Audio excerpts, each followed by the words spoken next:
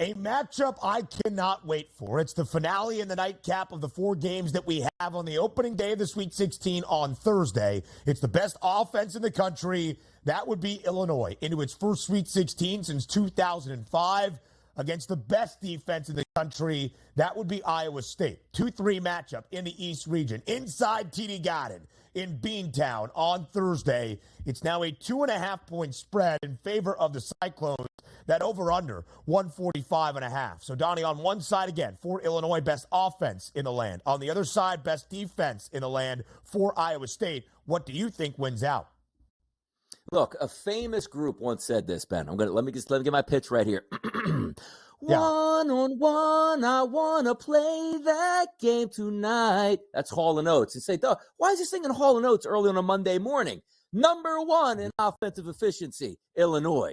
Number 1 in defensive efficiency, Iowa State. And I love this game because usually you'd say this, I was like, ooh, they're going to cancel each other out. I love this game from a prop perspective, and hear me out. And granted, this is the first time. That's what I love about Monday morning, right? I haven't looked at these games. I haven't handicapped them yet. And I can just pull up the numbers right away and go, this could be my game of the week. And quite frankly, I won't even get to watch it because it's going to probably tip at 10:30 p.m. But trust me on this one. Here's what we love. You say, you can't go against any of the offensive metrics going against the number 1 defense, Donnie. It's going to cancel each other out. Look at this. 354th in the country at running you off of the three-point line is Iowa State. So you know where your boy's going right away. The three-point line for Illinois. Now let's flip it over and say, well, Iowa State, not really known for their offense, but still top 40 in the country, going against a decent defense in Illinois. Look at these numbers. Top 7 in the country at running you off the three-point line is Illinois. So we're not going anywhere near that. We're going to take a look at guys like Lipsy to get busy with 10 to 15 or maybe 20 points. Why? 8th in the country at letting you score inside the arc is Illinois. So we're going from behind the arc here with Illinois to inside the arc with Iowa State. Same game parlay is going to be outrageous, Ben, for this game for me. I love that for you. Illinois has gone over in both of its games here in the NCAA tournament. Went over in all 3 of its games on its way to winning the Big Ten tournament title as well. In fact, the Illini have gone over in 14 of its last 16 games. Iowa State, on the other hand, we saw a total of 128 and a hook the other night in Omaha in the round of 32, and that game still stayed under. It's a really good point, DRS. 58% of the offense that the Illini allow this year have come from inside the arc. Illinois is the best defense, or best offense in the country, rather, but the 92nd best defense. They are not good on that end of the floor. Does Iowa State have enough offensively to keep pace? Because despite the Cyclones being great, a couple of the metrics are interesting. They let you shoot the 3. Illinois doesn't really want to shoot the 3. Terrence Shannon Jr. is like a running back when he goes down the lane. It is hard to stop him from getting to the cup. Dame Danger has been fantastic. Marcus Damask is working things around. But Illinois can't shoot the 3 if presented the opportunity. It is such a good matchup.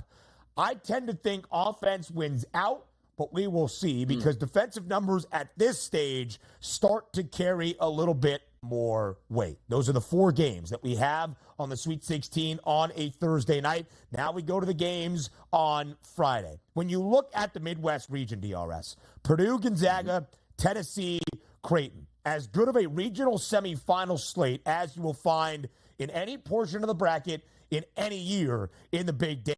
We start with the top team in the Midwest. That is number 1 Purdue against the number 5 seed Gonzaga. Purdue a 5.5-point favorite against the Zags. The over-under 154.5. What do you even think we see here in this game? One that I believe is the marquee matchup of Friday night.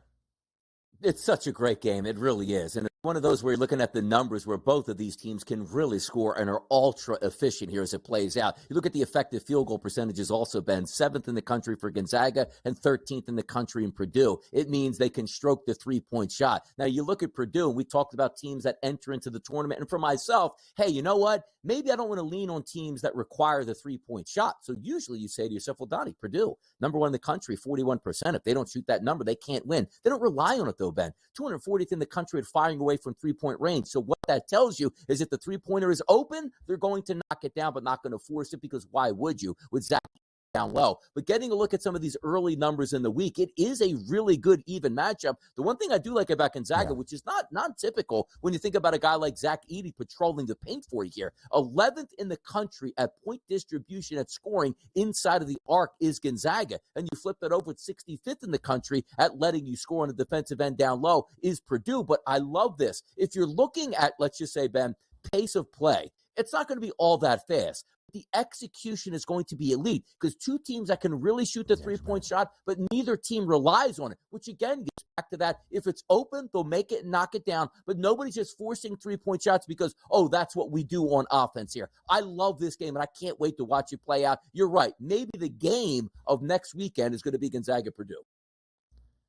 A couple of bits of movement already in both of those numbers you saw. 4.5 overnight, now 5.5. Total up by a point as well. 154 and a hook. Gonzaga has gone over in both of its two games so far in the NCAA tournament. Gonzaga has gone over in 8 of its last 11. Again, when you look at the Zags, they were 11-5 in the middle of January. They have now won 16 of their last 18 games, and they have covered in their last 5 victories. Purdue, of course, in this spot, trying to get to the Elite Eight for the first time since 2019, trying to reach a Final Four for the first time since 1980. Next game up on Friday that we break down here is the nightcap in the Midwest region in Detroit. It's the 2 seed Tennessee. It's the 3 seed Creighton. The Volunteers right now a very slight favorite, laying just 2.5 points. The total 143 and a half. This as well, a marquee matchup. Very short number, DRS. How competitive is this game about to be?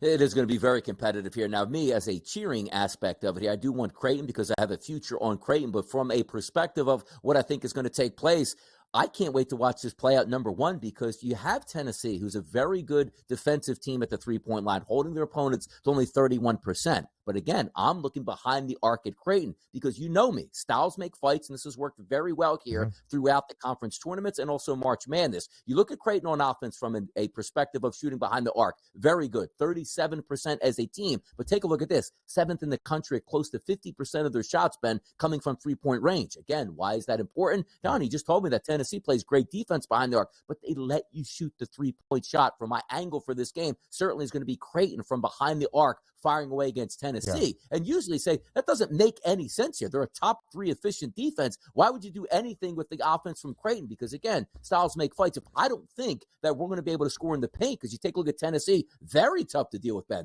344th in the country at letting you score out of roughly 360-plus teams. That's very good here. So the three-point arc is going to be open from Creighton. Whether they knock it down is going to be the important thing for me. But also keep in mind on this, Tennessee's offense, top 30 in the country. You know they have a great superstar scorer. But if you want to get in the paint and bang with Creighton, you can do that. 2-point distribution for Creighton's defense, the worst in the country. So if you are Tennessee, don't rely on the three-point shot, which Creighton will chase you off of the three-point line, forcing you into the paint. They got to win down low here. Want to watch this game play out, but early in the week, I'm trying to line up some Creighton three-point props here. No doubt about that, Ben. When you look at Creighton shooting the 3, Baylor Shireman, their leading scorer. Dalton Connect on the other side. Stephen Ashworth can light it up from 3, as we saw there late in the game against Oregon on Saturday night. Creighton trying to reach a Final Four for the first time in program history under Rick Barnes, who's been the head coach in Knoxville since 2015. He has now led the Vols to 6 straight NCAA tournaments, 3rd time reaching the Sweet 16. Tennessee under Rick Barnes has never seen the Elite Eight. Up next, it is Duke and Houston. The 1-4 matchup in the South region on Friday night. It's the nightcap in Dallas. 4.5-point spread in favor of the Cougs. A total of 133 and a half. DRS, Duke has gone under in both of its games here in the NCAA tournament. They held Vermont to 47 points and JMU just 55 yesterday night. In fact, as you look at Duke, they've had a couple of bad losses, you could say, down the stretch. To Wake and the court-storming incident, of course, in Winston-Salem. Regular season finale against North Carolina. And then bounce in the ACC tournament against NC State. But outside of that, Duke has won 9 of those 12 games, and they have gone under in all 9 wins. They have covered in all 9 wins, but now an underdog against Houston. Yeah, cheering on Houston again, who's my top seed here to try to win a national championship. It's have the most money invested on them. And if you would have told me before the tournament, hey, Donnie, Sweet 16, Houston's going to play Duke, I'd say sign me up here because I don't know how Duke got there, but I know Houston has probably been pretty dominant all the way through. And quite frankly, I was surprised a little bit that Duke even got to this point here, as I had them getting knocked off by a team that got knocked out in round one in Wisconsin. But if we're lining this up, like Duke is a very good offense, we know that. Houston and Iowa State have been battling for that top line of being the number one most efficient defense in the country. But Houston has shown some vulnerabilities here as of late. But putting it into terms of makes sense, Houston usually lives off fouling a lot here. Duke is going to be able to protect the basketball. They're top 25 in the country, Ben, at not turning the ball over. So when you see Houston's defense is previewed on, yes, we don't rebound all that well because, quite frankly, you might not even get a shot off because we're either fouling you and or stealing the basketball from you. I don't think that's going to be the case in this game. But if you look at the metrics going down, top 11 in the country at defending the three-point line. Top 3 in the country at defending inside of the arc. But early on in the week, rooting for Houston, but I got to tell you, I've really liked what I've seen from Duke, and Duke has the type of team that matches up fairly well on offense against Houston's defense. So early lean towards Duke, even though I don't want to lean towards Duke, I got to go that way. We talked about this before the tournament. Don't be afraid to bet against teams, even though you have a lot of futures on one side. I'm not happy with this draw right now for Houston, hoping they win, but it's a pretty good matchup for Duke early. You look at things metrically, and sometimes you just paint the path of what it looks like stylistically. Didn't work for me yesterday in some of my handicaps as we had unexpected outcomes from teams that have been doing something for 32-plus games, but that's neither here nor there. We're previewing and looking forward to the Sweet 16. The first matchup on Friday is the most lopsided, at least in seed line, in this second weekend. That's Marquette, the 2 seed in the South region, and NC State, the 11 seed. They have won 7 consecutive games. They have covered outright in 6 of those 7. They have won outright in every game booked as an underdog. That's 5. NC State is getting 6.5 points against Marquette. The total in the low 150s. DRS, how do you break down this matchup between the Golden Eagles and the Wolfpack? Yeah, it's tough to handicap some of these games where one team is just incredibly hot at the right time. You know, you're betting against NC State in the ACC tournament because, like, come on now. They just played back-to-back nights. Can they win a third straight night? Oh, come on. Oh, come on. They can't win. Yes, they did. They kept winning and also now winning in the NCAA tournament. But I like the way Marquette has been playing. However, my betting strategy early in the week here again is going to look towards NC State from the three-point line. Not a great three-point shooting team at about 139th in the country, shooting about 35% as a team. But the one thing we know about Marquette's defense, the three-point line is vulnerable for them.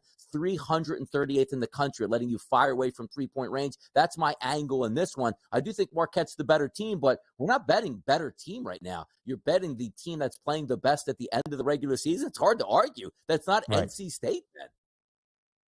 So when you're looking at NC State, and maybe you use the Ken Palm numbers or whatever stats you do, I would use Bart Torvik. He does great work, and he has things that you can update in a recent time frame. Because NC State, 22nd most efficient team in the country over the last 2 weeks since their wins in the NCAA tournament. We end out the second hour next.